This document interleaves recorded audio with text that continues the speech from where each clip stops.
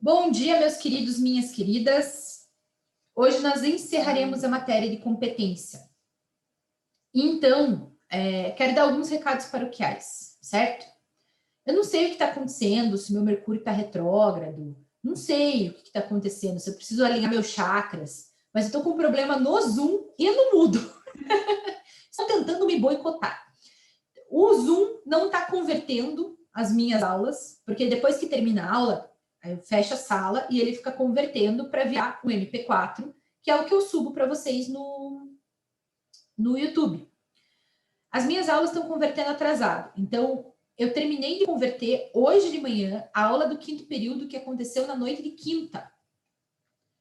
Então, eu acho que nas próximas horas eu vou conseguir converter o que eu preciso para poder postar as aulas de vocês hoje, como é o combinado, né?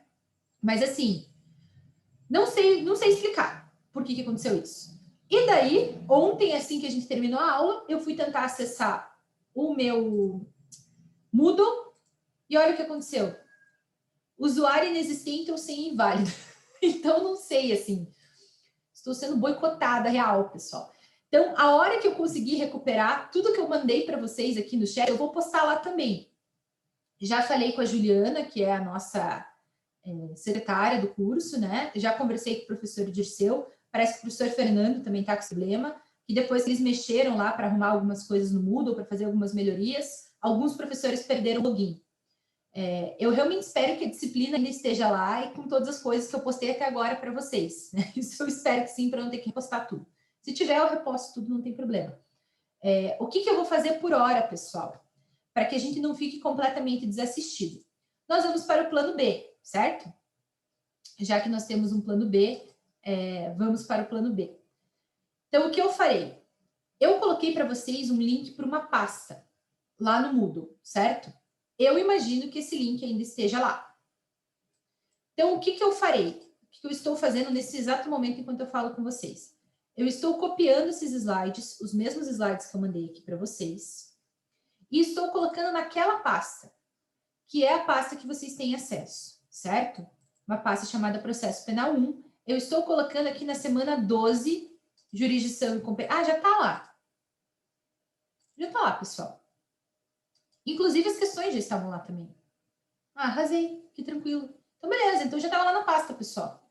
Inclusive, tem as questões de conexão e continência e questões de competência já na pastinha de vocês, certo? Então, basta vocês entrarem na pasta. Como que vai ficar? Quando vocês entram na pasta, o que vocês verão é isso daqui, ó. Vou mostrar aqui para vocês. Quando vocês entram naquele link, vocês vão ver essa pastinha aqui, certo? Que bom que já estava, me senti um pouco melhor. Organização judiciária, já estão lá os textos de apoio. Jurisdição e competência, já está lá os slides que eu usei. Certo? Ó, data da modificação, abril de 2020. Faz tempo que esses slides estão lá. Conexão e continência já está com as questões ali, que é a semana 13 que a gente está encerrando agora. Certo? Então, basta vocês entrarem no link lá do Moodle. Eu não estou conseguindo acessar, então não vou ter como postar diretamente na semana, mas está lá na pastinha de vocês. Já vou colar aqui o de teoria da prova, que já fica para a semana que vem.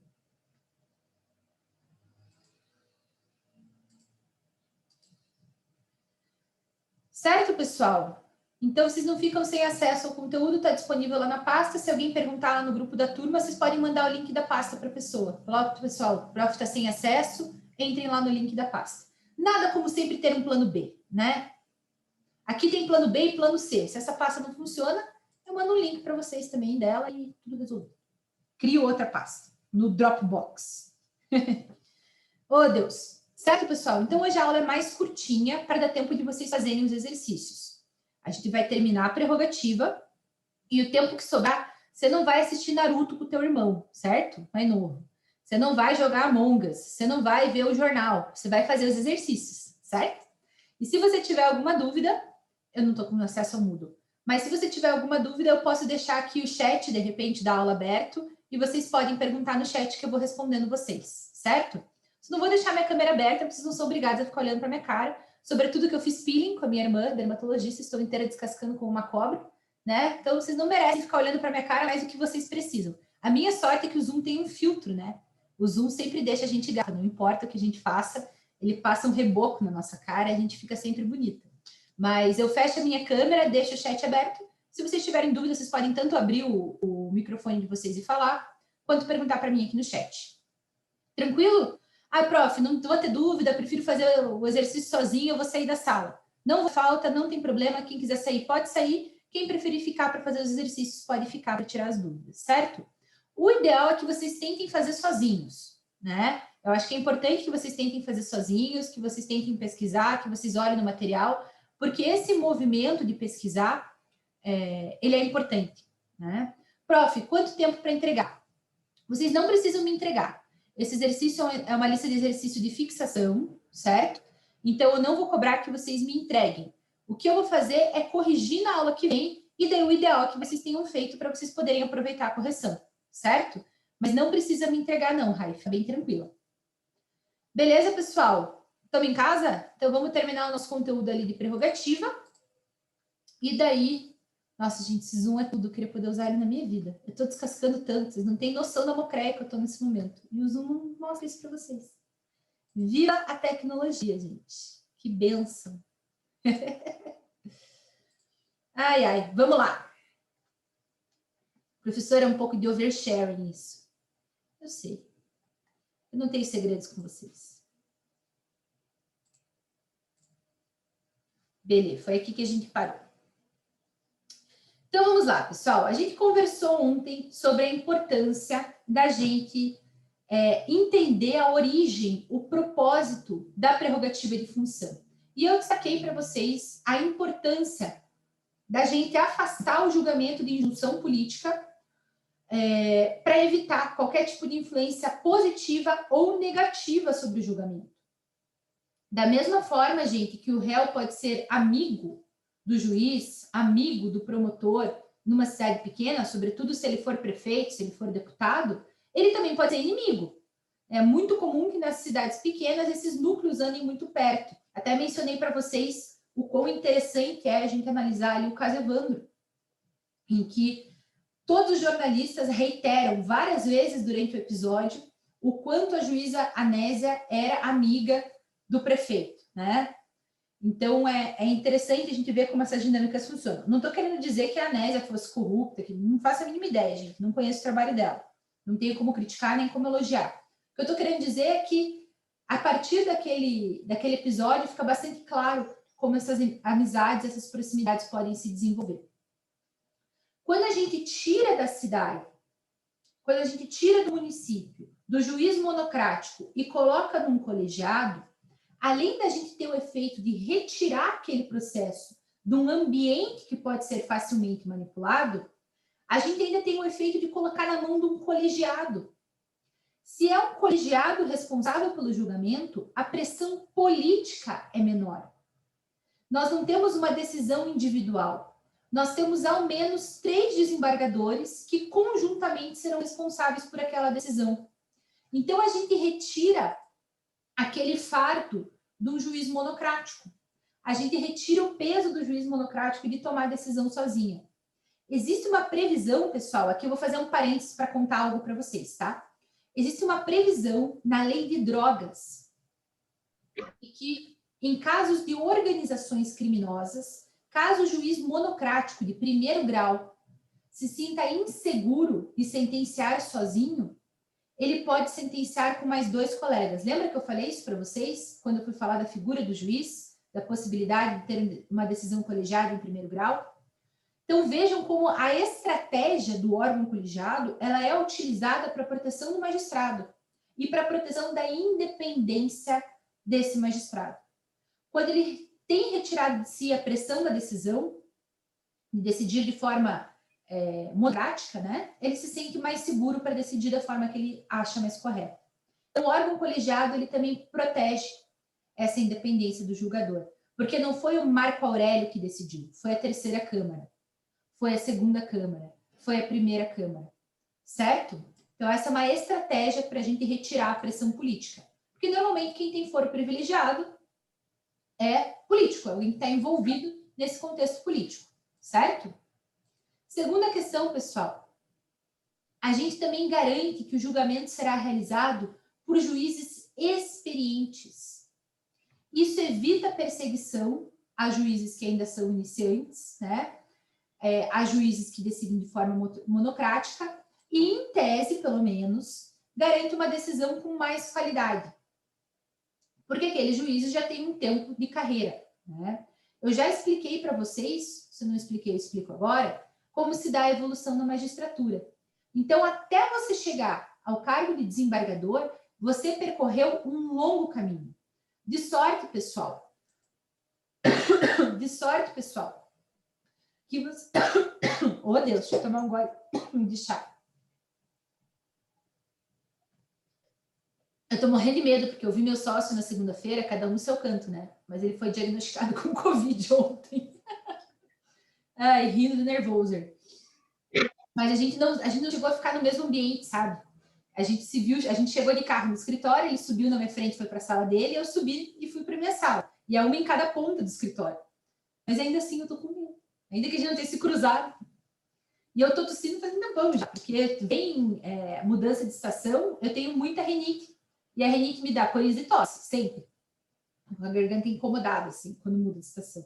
Mas cada tosse... E essa época, professora, quem tem alergia, essa época quem tem alergia sofre.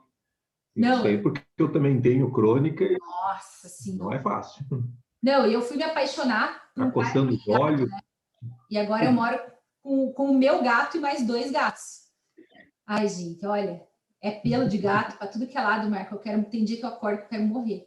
E parece o gato, sabe quando a gente tá mal, né? E gato é um bicho cruel, ele vai lá e deita na tua cara a noite inteira, que é para você acordar assim uma bosta, né? O gato é um bicho, né? Mas eu amo os meus. Eu tenho uma gatinha aqui também. Por que a gente se tortura, né, Marco? Qual que é a nossa? Será que a gente se odeia? Ah, eu sou alérgico crônico. Ah, vou adotar um gato. Parece uma... Agora, eu não tenho... Eu tenho um médico alergista que eu consulto lá, né? Eu já fiz uns exames de sangue lá, né? Que são bem precisos. E a minha alergia é ácaros. Eu não tenho alergia nenhuma a pelo de gato, essas coisas assim, nada. São especificamente duas famílias de ácaros lá, que é o que me ataca mesmo, né? Que coisa! E ácaro não tem muito jeito, né, professora? Tem tudo que é lugar, né? Então, tem que tomar um remedinho lá todo dia lá para controlar, né, a alergia. Agora, eu não troco a minha gatinha por nada deste mundo. Eu também xingo os meus, mas não troco. Ela é o xodó da casa. A gente se apaixona, né? Eu também amo os meus. Mas eu sou muito alérgica a tudo, Marco. Nossa, total. Quando eu era criança, sabe aqueles testes que eles fazem? Vocês já fizeram quando era criança? Do pique-pique no braço? Que eles fazem um furinho no braço e colocam. Criança que não teve alergia não sabe o que é, né? Gente, eu achei que meu braço ia cair, Marco. Ah, você tem alergia a pelo de gato, poeira, ácaro, era tipo uma lista, assim, me senti naquele filme Meu Primeiro Amor, que o menino morre com a picada de abelha. Sou eu. Eu sou alérgica a tudo. Ai, gente, que tristeza. E condenei meus filhos à alergia, né? Porque o Gustavo também é super alérgico. Fica feliz, professor. Eu tive que fazer um que era nas costas, de ficar uma semana sem lavar minhas costas. 2 ataduras nas costas ali. Meu Deus! Que horror! Olha, foi a pior coisa da minha vida, foi aquele exame. Credo! Acho que seu médico nem essa cara, não. Credo, Diego. Não, eu fiz esse do braço. Eu fiz o do braço, daí não deu todos os resultados como ele queria, daí ele fez o das costas. Era uma faixa, 2 faixas no meio das costas, assim, coisa mais horrível do mundo. Que horror! Eu nunca, por essa tortura, esse é punk, Diego. Não, era assim, ó, você ficava com o esparadrapo uma semana nas costas, depois tirava o esparadrapo e tinha que ficar mais uma semana sem o esparadrapo. Era horrível.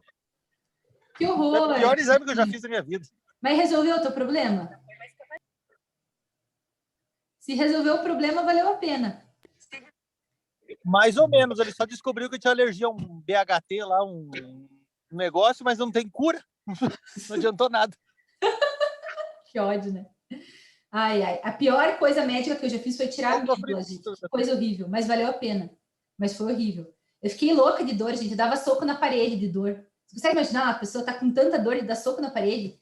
Eu fui ver o médico, eu falei, doutor, que coisa horrível, por que o senhor fez isso comigo? Ele falou, vai valer a pena. realmente valeu a pena. Eu nunca mais tive aquelas dores de garganta que eu tinha, que eu ficava super acamada.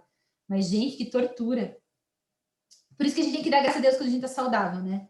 A alergia não é nada. A alergia eu já aprendi a sobreviver. Dou mais engasgada na aula, mas a vida continua, né? Tem uns negócios que, meu Deus do céu. Só o fato de a gente estar saudável, conseguindo estar aqui na aula, já é uma vitória gigantesca. Eu esqueci o que eu estava falando, é muita emoção, gente. Muita informação rolando ao mesmo tempo. Vamos lá. Nossa, quase abri o PowerPoint de reabilitação. Vamos ter aula de Direito Penal 2, pessoal? Não, professora, chega. Não consigo nem ouvir a palavra dosimetria. Fiquei traumatizada. Eu adoro fazer dosimetria. Vamos lá. Eu cheguei a explicar para vocês como funciona a carreira de juiz? A gente teve essa conversa da evolução da carreira do juiz até chegar para desembargador? Então, vocês estão com cara de não sei. Então, eu falo de novo, porque é muito rápido, não tem problema. Passou num concurso, pessoal. Você vira juiz substituto e você vai para uma entrância inicial. Essas entrâncias iniciais normalmente são no interior, certo? Com marquinhas menores, em que você é o juiz único. Então, você vai fazer desde divórcio até júri, enfim, o que chegar para você lá, você vai ter que fazer, né? Que aparecer. É triste, né, Marco? Você chega lá, eu brinco que é divórcio, júri, trazer o amor em 3 dias, porque assim, o problema que chegarem, você, juizão, vai ter que matar no peito e resolver. E muitos juízes não têm assessor nessa entrância inicial. Então, uma galera que trabalha bastante, né? Muito puxado. Da entrância inicial, você vai para uma entrância intermediária, que são cidades de médio porte, em que você tem acesso a um pouquinho mais de estrutura, e normalmente na entrância intermediária você já tem um assessor e você já não é mais o juiz único da comarca. Então a vida melhora um pouquinho, né? Você já começa a se especializar. Já não é mais juiz substituto, é juiz de direito. Não necessariamente, Marco. Não necessariamente. Tem juiz que chega na entrância final como substituto e só vira juiz de direito na entrância final. Tanto que se você for nas varas criminais aqui em Curitiba atualmente, eles têm o juiz titular e substituto da vara, que ainda é juiz substituto. Então, como diz o caboclo, vareia, né? Pode ser que na entrância intermediária você já vire juiz de direito, pode ser que você escolha ficar na entrância intermediária. Tem juiz que curte ficar nessas cidades mais de médio porte, porque imagina, você tem um salário ali que líquido deve dar uns 18 ou 20 mil líquido. Pô, cara, para uma cidade que você vai pagar R$800 de aluguel, você faz um pé de meia, né? Faz um pé de meia legal. Então, vale a pena, né? Tem juiz que prefere passar o resto da vida. Gosta do campo, gosta de cidade tranquila, acaba virando, às vezes, juiz de entrância final e fica lá. Né? De entrância final, não. Juiz de direito e fica lá, né? Na intermediária até o final da carreira. Da entrância intermediária, você vem para a final, que são as cidades maiores. Maringá, Londrina, Curitiba, aqui no Paraná. Né? Tem outras também, mas essas são as maiores que a gente tem, que tem mais varas. Aí, com certeza, você vai estar numa vara especializada, não tem dúvida, de direito penal, de direito de família, de direito civil. E se você não virou juiz de direito até agora, você vai virar juiz de direito nessa entrância final. Né? Teu salário aumenta, você ganha estabilidade, tem uma série de vantagens de virar juiz de direito efetivamente. Quando você vira juiz de direito, o próximo passo que você pode dar na tua carreira, seja por merecimento, seja por tempo de carreira, que são os 2 critérios que eles avaliam para você fazer essa progressão, o tempo que você é juiz e a tua produtividade. Essa questão do merecimento é um pouco nebulosa, mas normalmente eles analisam a produtividade, analisam se não teve reclamação no CNJ, enfim, fazem um escrutínio da tua carreira. O próximo passo é você virar juiz substituto em 2º grau, que é um desembargador iniciante, por assim dizer. Né? Então, você vira juiz substituto em 2º grau, vai atuar no TJ, mas você ainda não foi empossado como desembargador. Então, você também tem um acréscimo no teu salário, por estar atuando em 2º grau, mas você ainda não é considerado um desembargador. Abriu vaga de desembargador, você é juiz de 2º grau, pode virar desembargador, a depender dos critérios de merecimento e tempo de casa. É um cálculo lá que eles fazem para saber se o próximo desembargador será você ou não. Certo? Então, percebam que o cara, quando ele chega, olha, converteu a aula de vocês de ontem. vou poder subir. Veio o aviso aqui, por isso que eu falei, fiquei maluca, feliz. Então, vejam que o cara percorreu um caminho muito longo, né? São anos de dedicação à magistratura ao cara virar desembargador. A não ser que tenha entrado pelo 5º Constitucional, que daí era advogado ou promotor, e passou naquela eleição para a vaga do 5º, o cara está na magistratura há muito tempo, né? Então, a gente garante alguém com mais experiência, mais segurança para proferir uma decisão tecnicamente melhor. Professora, é necessário ter OAB para ser juiz? Gregory, tem que comprovar a prática de 3 anos para poder tentar o concurso. Não necessariamente essa prática é de advogado, da advocacia, certo? Então, até onde eu tenho conhecimento, você não tem que ter OAB, mas tem que ter 3 anos de prática. E é muito comum que esses 3 anos de prática sejam advogando, certo? Muito comum que seja advogando, mesmo porque para as outras carreiras, para você ser delegado, para você ser promotor, você também tem que comprovar a prática. Então, normalmente, o juiz já teve OAB. Professora, você que escolhe qual entrância final, por exemplo, se você vai para a vara civil ou criminal, ou você vai para onde tiver vaga. Você vai para onde tiver vaga. Mas, se tiver mais de uma vaga, a ordem de preferência é pela pontuação. Então, os mais altos na pontuação escolhem para onde vão e os próximos vão assumindo as vagas subsequentes. Então, por exemplo, você tem a pontuação mais alta, o próximo é Daniel e depois é o Diogo. Eu vou chegar e vou falar, ó, Pedro, tem uma vara criminal em Curitiba, uma vara civil em Maringá e uma vara civil em Londrina. Fala, não, eu prefiro a vara civil em Londrina. E vai para Londrina. A gente chega para o Daniel. Daniel, tem uma vara civil em Maringá e uma vara criminal em Curitiba. Ah, eu quero a criminal em Curitiba. Daí a gente vai para o Diogo e ele fica com o que sobrou. Inclusive, quando você passa no concurso, é o mesmo raciocínio. Quem passa no concurso na frente vai escolhendo as vagas antes, vai escolhendo para onde vai. Claro que é tudo vagas arrombadas, né? Quando você passa no concurso, é tudo cidadezinha pequena, lá no interior, sem assessor, né? Então, você vai escolher aquela que é mais próxima de algo que faz sentido para você, né? Vamos supor que tu cresceu em Maringá. Se você cresceu em Maringá, às vezes é mais fácil você ficar numa vaga em Santa Fé, que é perto, do que, sei lá,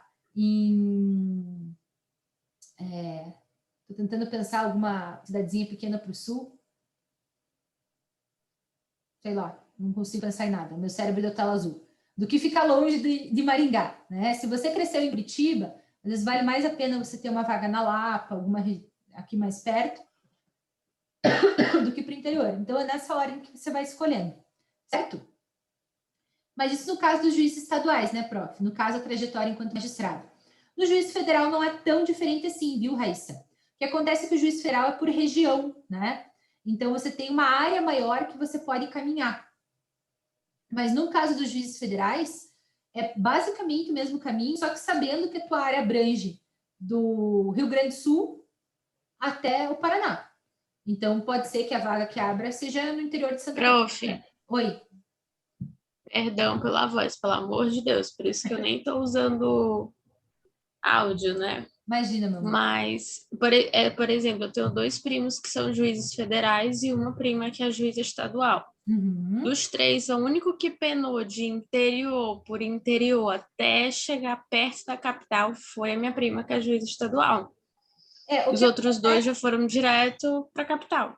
O que acontece, assim, Raíssa, é que no caso da magistratura estadual, a gente tem uma profusão maior, a capilaridade é maior. Então, tem mais varas estaduais, tem mais municípios com estrutura de justiça estadual do que de justiça federal.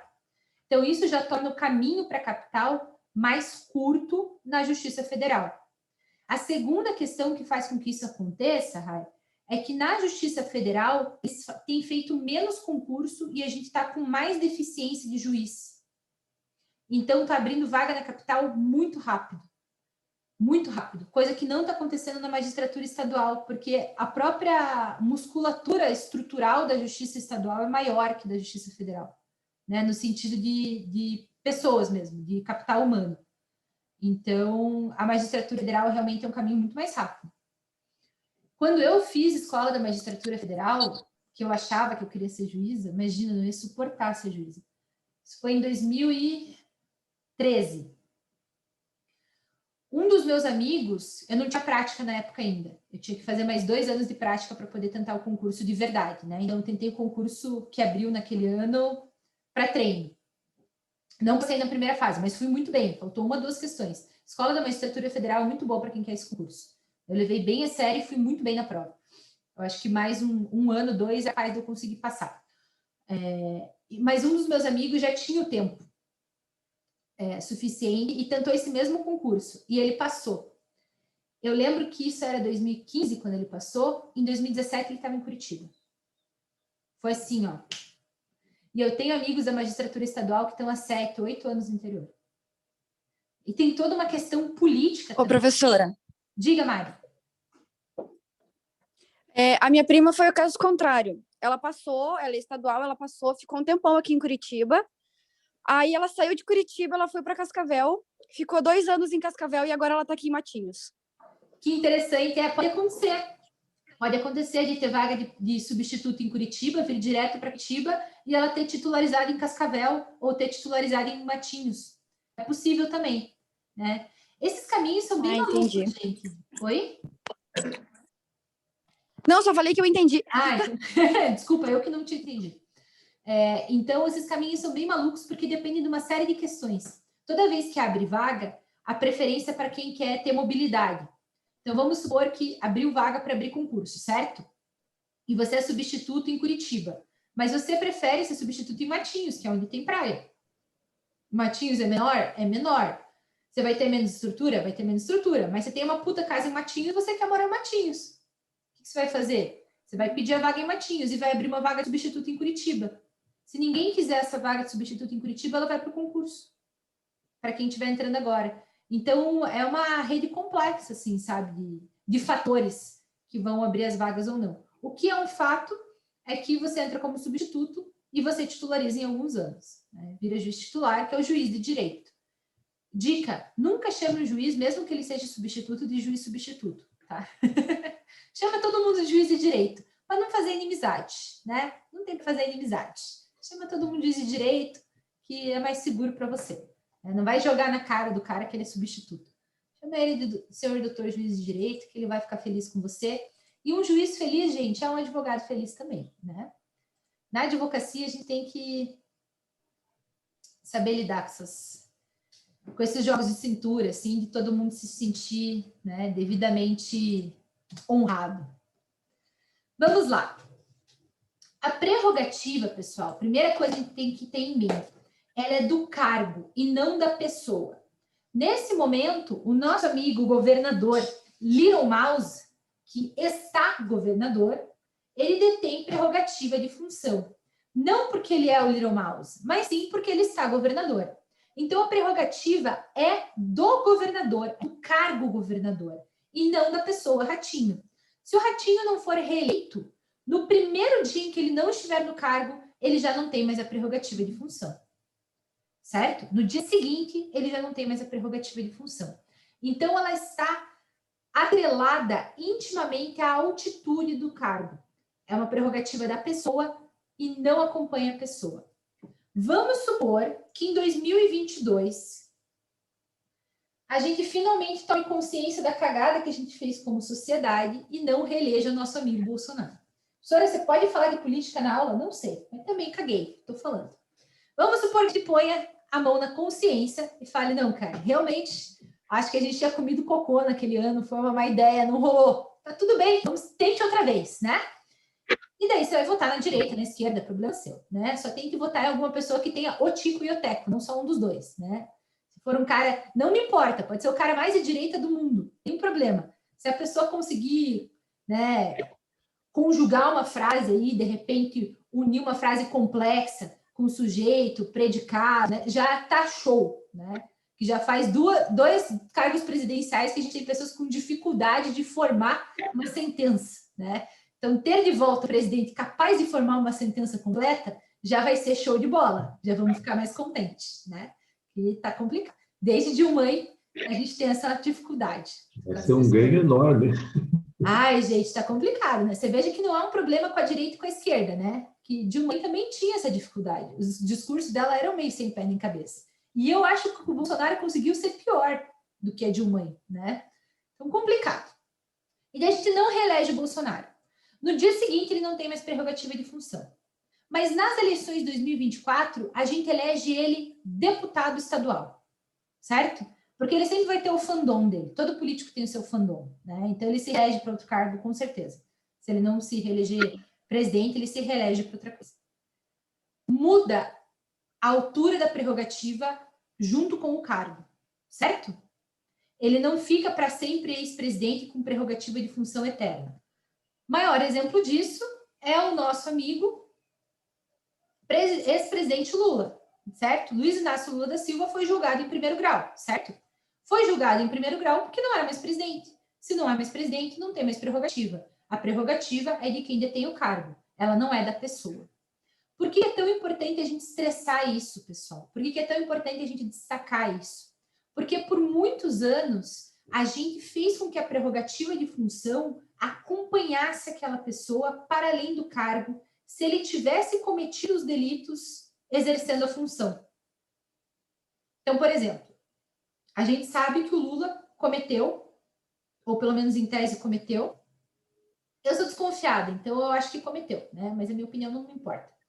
Cometeu os delitos enquanto ele era presidente da República. Se ele cometeu delitos enquanto era presidente da República, havia um entendimento anterior de que, como ele era presidente quando ele cometeu o delito, ele teria prerrogativa. Esse entendimento praticamente não existe mais.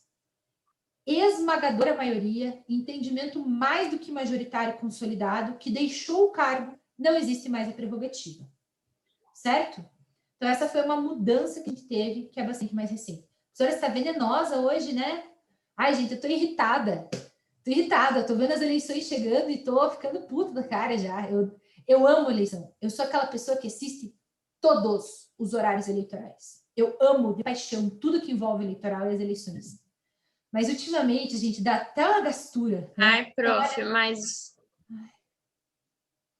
o professor Fred em eleitoral, ele grita, ele quer abrir a nossa cabeça para enfiar isso dentro, para dizer que não é a pessoa, que o cargo pertence ao partido.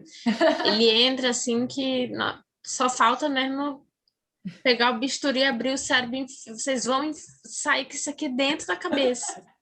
Cara, eu digo para vocês, né? Hoje, a minha renda enquanto advogada é majoritariamente do eleitoral. A minha atuação criminal está cada dia mais reduzida. Eu tenho terceirizado para os sócios, eu tenho feito praticamente só eleitoral. Eu amo direito eleitoral. Eu amo eleições, eu amo política. Amo de paixão.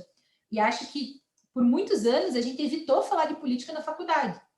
Né? Como se fosse tipo um tema proibido. Nenhum professor pode falar sua posição política. Todos os alunos ficam quietos, tipo, ai, não vou falar que eu discordo, porque o professor vai ficar com uma impressão ruim. Né? Como se política fosse tipo um bicho de 7 cabeças. E não é. Vocês podem me escutar e falar, realmente, professora, acho ele uma droga. Ou você pode me escutar e falar, não, professora, eu acho que ele está fazendo o que dá com a pandemia e está saindo bem. E está tudo bem, sabe como? A gente tem que parar de ter medo de política. Porque enquanto a gente tiver medo de política, a gente vai ser ignorante quanto sociedade. Quando a gente tiver medo de falar de política e dar opinião, né? Quantas vezes eu dei minha opinião, alguém veio e me deu uma chapuletada em cima e me pôs para pensar. Falei, nossa, será que que é razoável isso que eu estou pensando, né? Será que faz sentido? Eu amo a Dilma de paixão. Apesar de eu tirar sarro dos discursos dela, a Dilma me passa a ser uma pessoa muito íntegra. E eu tenho um problema muito sério com o Lula. Eu tenho muita preguiça do Lula. Né? Tenho preguiça dele, assim, profunda. Por mais que eu reconheça os avanços que a gente teve na parte social do país enquanto ele foi presidente, nossa, cara, eu tenho muita preguiça dele, assim. E daí, às vezes, eu falo mal do Lula para os meus amigos de esquerda, né? Eles me deixam chapuletada, assim. Ai, a diminuição da fome, não sei o quê. E eu tenho que concordar, né? Porque dados são dados. Mas eu adoro falar de política. Eu acho que a gente tem que perder o medo de falar de política. Já passou da hora da gente conseguir ouvir o outro e, assim, concordar ou discordar na boa, né? Eu já devo ter comentado com vocês uma vez que eu viajei para o Uruguai e eu voltei triste pelo Brasil. O Uruguai é um país pequeno. É um país considerado de terceiro mundo. E o quanto as pessoas são politizadas e são serenas no debate político, vocês não têm noção. Eu fui para o Uruguai, o Mujica tinha recém saído, né? E eu adoro andar de Uber quando eu vou para esses países diferentes, porque trocar ideia com Uber, gente, é muito legal. Né? Eu adoro trocar uma boa ideia com Uber. E daí eu peguei Uberes de direita e de esquerda. E eu perguntava para eles, ei, como é que foi o governo do Mujica?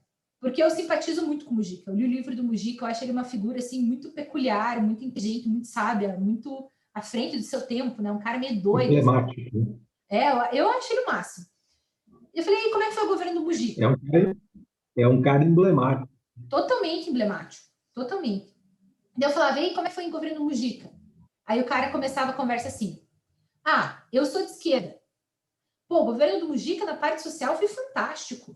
Acho que o nosso país nunca teve uma igualdade tão grande, mas na parte econômica eu acho que ele deixou a desejar. Podia ter feito isso, podia ter feito aquilo.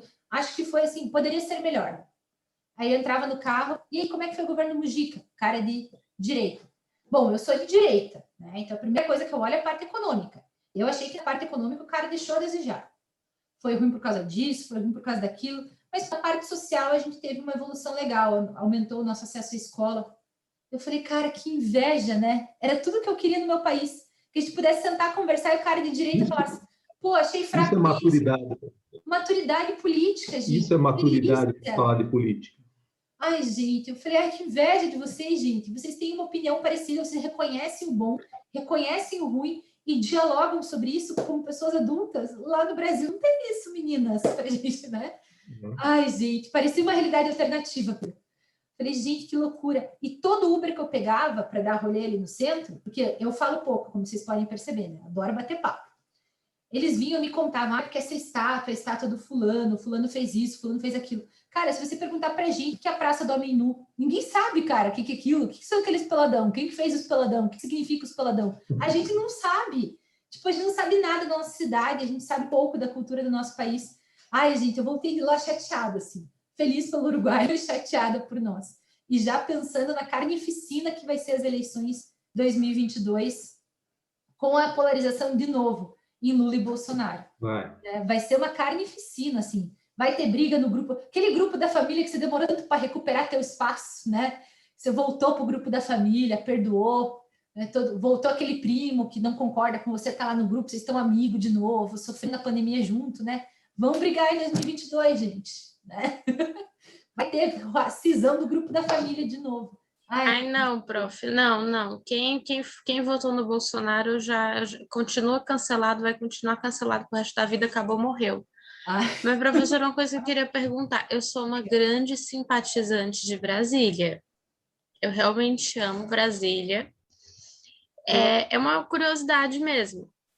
Eu já morei lá, tenho 2 irmãs que moram lá. No teu caso, que tu trabalha com direito eleitoral, tu acha que teria diferença se tu morasse em Brasília ou morando em Curitiba? Olha, Raíssa, eu acho assim que são momentos de carreira. Na minha opinião, sabe? São momentos de carreira, na minha opinião. Nesse momento da minha carreira, eu tenho, para minha idade, para o meu momento de carreira, para minha experiência técnica, eu tenho uma entrada muito boa aqui no Paraná. Então, eu tenho uma facilidade muito grande de ter cliente. Eu fiz uma majoritária em Curitiba antes dos 30 anos. Pô, isso é um motivo de um grande orgulho para mim, né? Como mulher, principalmente, é muito difícil a gente conquistar esses espaços. O eleitoral é muito mais machista que o criminal ainda. Muito mais machista. É um espaço muito masculino. Quantas vezes tinha eu e mais uma advogada dentro do TRE? É muito, muito, muito masculino. E daí eu fico pensando, seguramente em Brasília eu teria oportunidades maiores, mas eu não sei se eu teria, nesse momento da minha carreira, tantas oportunidades quanto eu tenho aqui. Talvez Brasília seja um plano futuro, mas porque com certeza dinheiro maior, na verdade, não está nem em Brasília, viu, Raíssa, no eleitoral, está em São Paulo. São Paulo, as campanhas são gigantes, os advogados são os melhores. Se bem que eu pensei nisso também, que é o maior colégio eleitoral do país, né? Mas é que Brasília é onde faz acontecer. Brasília lhe dá visibilidade. Eu pensei nisso, assim. Brasília dá visibilidade e São Paulo dá dinheiro. Mas o Paraná também dá uma visibilidade legal. A gente é muito referência para o Brasil, pessoal, em direito eleitoral aqui no Paraná. Muito referência. Tanto que todos os congressos brasileiros de direito eleitoral são em Curitiba. Porque 90% dos palestrantes estão aqui. Os maiores eleitoralistas que a gente tem no país são de Curitiba. Daí tem alguns em São Paulo, alguns em Brasília, que são excelentes, é claro, mas assim, o grosso está aqui. Então, os congressos acabam sendo aqui. Então, o Paraná é um espaço legal para começar no eleitoral. Difícil, mas legal. romper a bolha é que eu dei muita sorte também. Eu dei muita sorte de conseguir a simpatia de um candidato quando ele era vice e ele decidiu ser candidato a prefeito. Mas é um espaço difícil de entrar, bem difícil, bem concorrido, assim. Que tem muita reserva de mercado. Os caras não querem deixar entrar. Eles preferem atender o cliente que você ia fechar de graça do que deixar você entrar no mercado. É nesse nível eleitoral. Então, romper é bem desafiador, assim. Por isso que eu não vou para Brasília. Se eu for para Brasília, eu vou ser engolida, Rai. Não vou conseguir nem fazer campanha de síndico. Aqui no Paraná já é difícil, em Brasília é impossível. Mas são espaços diferentes. Então, pessoal, Dilma ensina macarronada. Dilma, em verdade, gente. Esse vídeo da Dilma ensinando... Acho que é macarronada ou nhoque que ela tá falando? É muito bom esse vídeo.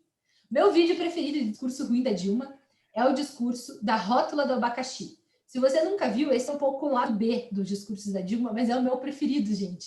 Primeiro, porque ela tá muito fofa naquele discurso. E segundo, porque o que ela fala faz sentido, mas é muito hilário. Porque eles pegaram uma rótula na Bahia e fizeram uma reforma numa estrada federal, uma BR. E daí a rótula chamava, sei lá, rótula do quiabo, rótula do abacaxi, e da rótula do abacaxi, depois da reforma, virou a rótula do quiabo. E daí ela estava explicando por que mudou o nome dela. Porque o abacaxi prende, o quiabo flui. Gente, é o meu discurso preferido da Dilma. Assistam o discurso da Dilma da rótula do abacaxi. É tudo, gente. É tudo. E fazer sentido, pelo menos. Podia ser ridículo, mas fazer sentido. O discurso do Bolsonaro falando que ele é incomível. Gente, quem que faz um discurso presidencial durante uma pandemia falando que é incomível e imbrochável? Dá para defender, gente? Que é isso, cara? Claro que é incomível. Quem que vai querer comer você, seu traste? Eu não ia querer comer, pelo amor de Deus. Que desgraça. Ai, que vergonha, professora. Você falando de comer pra gente. O presidente, gente. Vou fazer o quê? Esse presidente falou isso. Professora, é o que dá longe. Diga, Marco, você travou. Essa de incomível foi só por Deus, gente. Ninguém merece. Incomível, imbrochável. Diga, Marco, você tinha travado. Vamos ver se a gente consegue te ouvir agora. Travou. Então, beleza. Daqui a pouco o Marco comenta. Vamos lá. Foi. Eu só estava comentando que é o que dá para fazer com o neurônio. Ai, gente, olha, só por Deus. Eu só queria alguém inteligente na presidência, só isso. Durante a pandemia, pelo menos. CPI da Pelo Covid. menos dois, né?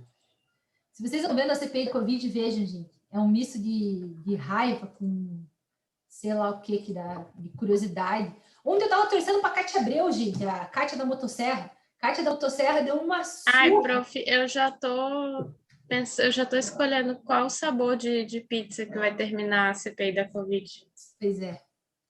Mas pelo menos, né, sei lá, Raíssa, sei lá. Eu fico feliz que pelo menos está existindo uma CPI, entendeu? Pelo menos o povo está podendo ver as pessoas deporem e tal. Se o cara escutar tudo e continuar bolsonarista, se o cara escutar tudo e achar que tem razão, se o cara escutar tudo e achar que não tinha que ter CPI, tudo bem, isso faz parte da democracia, né? Mas eu acho que é muito democrático uma CPI televisionada, porque pelo menos você está informado, você sabe o que aconteceu. Aí o que você pensa sobre o que aconteceu... Mas que povo que tá vendo, prof? Tá o povo tudo vendo reality show, negócio de No Limite, Big Brother. Acabou Big Brother, né? Acabou o Big Brother. O povo não tá vendo não, é professora. Eu não sei. O meu reality é a CPI. Meu preferido. Tem aquele de comida. Tem um de comida que o pessoal fala. Lá no hospital, as enfermeiras adoram assistir de comida. Não sei o nome, não. Mas o povo não assiste, não, professora. Eu acho que até acompanha, pelo menos no jornal, assim, por mais que não assista a CPI em si, eu acho que está sendo televisionada, tem uma cobertura legal, algum debate está gerando, né? A gente tem uma democracia muito jovem ainda, a gente tem 30 anos de democracia. Então, a gente é infantil para lidar com a democracia. Falo por mim, professora. Eu acompanho diariamente a CPI. Falo por mim. Eu acompanho diariamente, amo política, entende? Não consigo não me envolver em política. E CPI, para mim, é uma... Como é que se diz? É uma vitrine extremamente importante para expor fatos, para expor atitudes de pessoas, entende? Eu acho que é fundamental para a democracia. Eu também acho. É claro, a gente está longe do ideal, né? Eu entendo a Rai nesse aspecto, a gente está longe do ideal. Mas eu acho que só o fato de a gente pautar essas discussões já é tão importante, né? E a gente que é do direito, tem gente que não gosta, né? Que eu estou aqui falando, que saco, cara, aula de processo penal. Mas a gente que é do direito tem obrigação de conhecer esse contexto. A gente tem obrigação de entender o que está acontecendo na CPI. CPI é processo penal, gente, é investigação preliminar. O que eles estão fazendo lá é uma investigação preliminar. Tanto é investigação preliminar que alguns conseguiram HC para permanecer em silêncio, pelo direito constitucional ao silêncio, porque aquilo é uma investigação que pode resultar em uma ação penal. Né? Difícil que resulte? Difícil, mas pode resultar. Né? Sobretudo com a baixa da popularidade do presidente. Né? Porque a CPI ela acaba sendo muito... Aliás, ontem, professora, eu não sei se pode mencionar instituições, né, outras instituições, mas a instituição que você conhece muito bem, que eu sei, então você já vai entender, fez um ciclo ontem de debate no canal do YouTube muito bom, o Strobel estava participando até, para falar sobre a CPI da Covid, e foi excelente. Quem puder assistir, tá lá no canalzinho do YouTube. Vou falar, desculpa de se um dia você ver esse vídeo, mas é da PUC. Não, a gente tem que ficar esperto, gente, com tudo que está rolando. Vocês não viram que tinha gente de outras instituições na nossa semana acadêmica? É bem de boa você ir de bicão em outras faculdades. Você tem que ficar de olho o que está rolando de bom. Você vai lá e assiste, ué. Eu continuo frequentando semana acadêmica, semanas da PUC normalmente. Agora a Vivian assumiu a coordenação. Eu chego, oi, Vivian, tudo bom, querida? Não, e tem muita coisa que está rolando no YouTube, tem muita coisa que está aberta, né? Inclusive, deixa eu aproveitar que a gente está falando amenidades para dizer para vocês que amanhã eu vou participar de um evento da Federal, promovido pelo professor Paulo Busato. Vão palestrar, assim, pessoas muitíssimos mais qualificadas do que eu, o Rodrigo Falks, o Gustavo Scandelari, o próprio professor Busato. É um evento que o Cicerone, né, quem vai estar ali fazendo a mediação, é um promotor chamado Lélio Braga Calhau. Ele tem um canal que se chama Senhor Criminologia, que é um canal bem legal. E eu vou falar sobre a importância e a adequação do juiz de garantias à estrutura da justiça eleitoral, tema de processo penal puro, porque a gente teve a decisão do STF dizendo que o juiz de garantias não se adequa à justiça eleitoral por suas peculiaridades. E eu já quero começar a militar pela adequação, sim, do juiz de garantias à justiça eleitoral, fundamental. Então, a minha palestra é da 13h30, está lá no meu Instagram. Vocês não me seguem? Vamos lá, que está lá no meu Instagram o negócio do evento. Para quem assistiu o evento inteiro, ao vivo, eles vão dar o certificado. Só que o evento inteiro a gente começa às 8 da manhã e termina às 8 da noite. É tipo uma maratona. Então, o certificado é muito difícil vocês conseguirem, mesmo porque vocês têm aula de manhã. Mas, cara, uma palestra ou outra que o tema interessa são palestrinhas de meia hora. Então, se algum tema interessar, assistam. Eu não tenho link de inscrição, inclusive a gente está falando no grupo do evento aqui, que não tem, simplesmente não foi divulgado. Eu sei que vai ser no YouTube, nesse canal /Senhor Criminologia.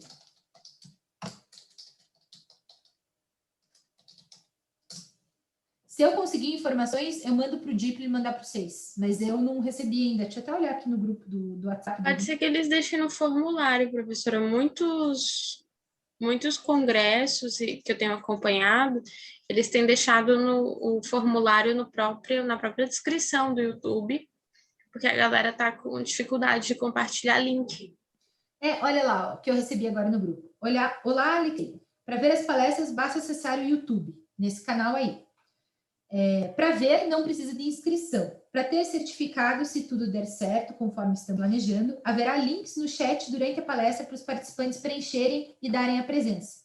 Depois eles recebem os certificados. Então, fica a dica aí para quem gosta de direito penal, processo penal. É um evento muito qualificado. Eu fiquei bem honrada de ter sido convidada, porque é um evento que está acima do meu momento. A professora Priscila Plachal, Alexei Canuncho, Paulo César Busato, a Núbia Pinto vai estar presente. O Raissan, que é um cara, ele é mestrando, mas ele é muito fera, muito fera. O Gustavo Scandelari, que foi assistente de acusação do júri da Tatiane Spitzer, e que é doutor pela Federal. Então, é um time, assim, muito qualificado. E eu acho que o evento vai ser bem legal, ficou o convite amanhã. A minha palestra é da 1h30. Da 1h30 às 2h. Se quiser estar presente, ficarei bem contente. Certo?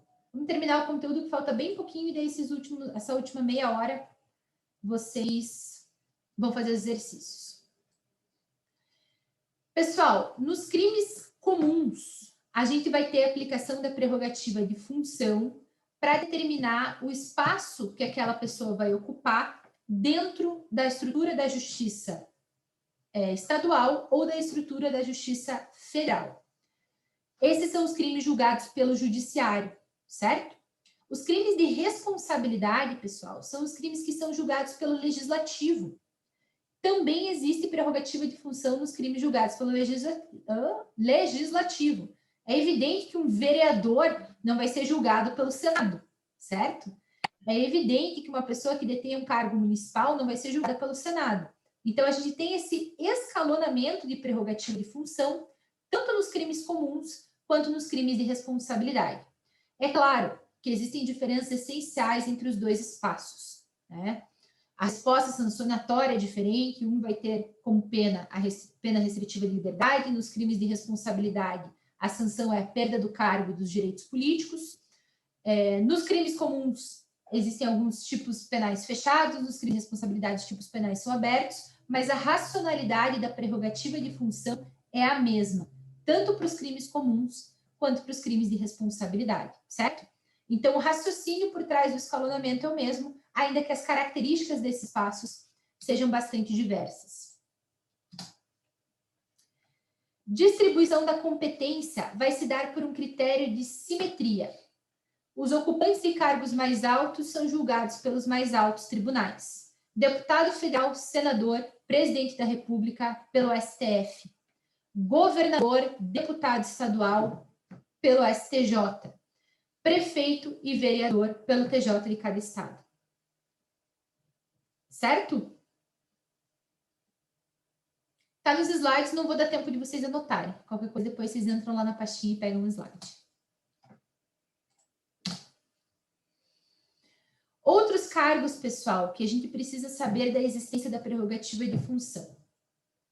Procuradores regionais, membro do Tribunal de Contas do município,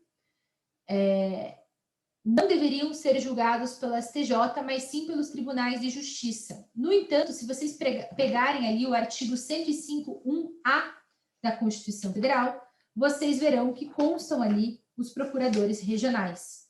Então, é uma das exceções ao critério de simetria, certo? Por isso que eu coloquei aqui como um quesito separado para vocês. Lá no 105.1a, a gente tem essa previsão dos procuradores. 105. Compete ao STJ processar e julgar originalmente nos crimes comuns, governador do Estado do Distrito Federal, nos de responsabilidade, os desembargadores dos tribunais de justiça e do Distrito Federal, os membros dos tribunais de conta dos estados do Distrito Federal, o dos tribunais regionais federais, dos tribunais regionais eleitorais e do trabalho, e os membros dos conselhos ou tribunais de contas dos municípios e do Ministério Público da União, que oficiem perante os tribunais. Então, essa é uma exceção ao critério de paridade, né, de proporcionalidade.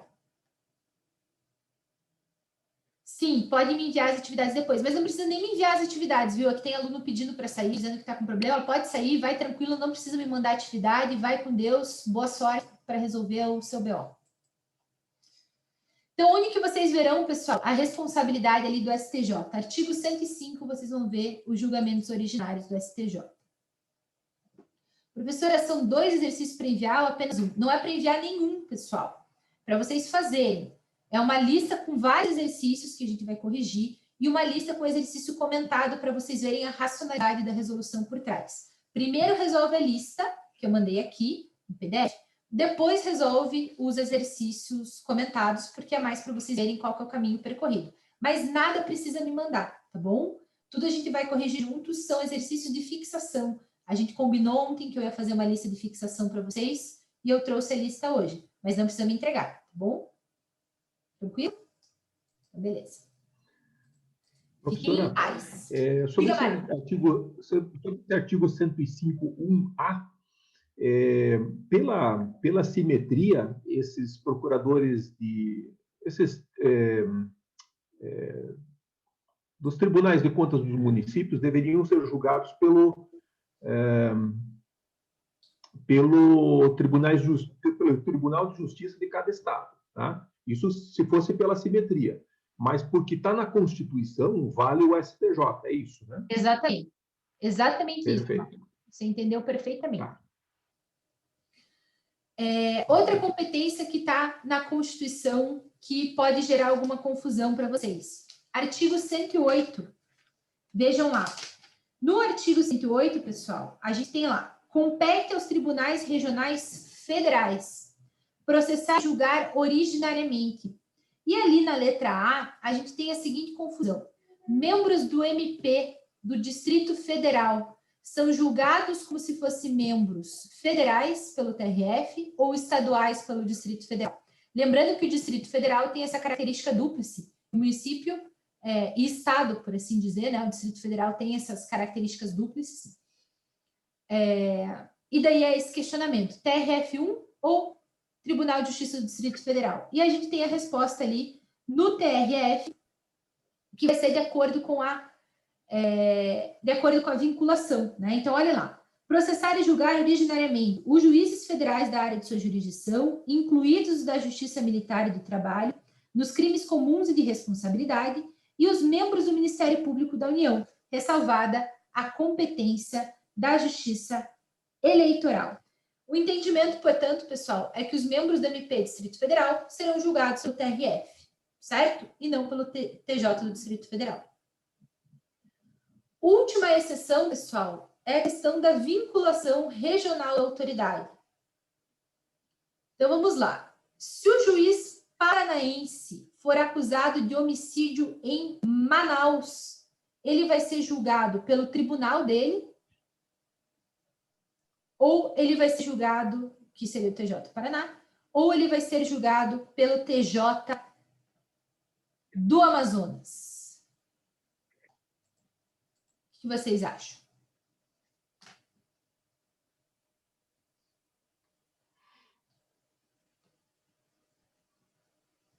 Se tem o afastamento do artigo 70 do CPP, deve ser o TJ do Paraná. Ele é julgado pelo TJ do Paraná. Ele é julgado pelo tribunal pelo qual ele é vinculado, certo?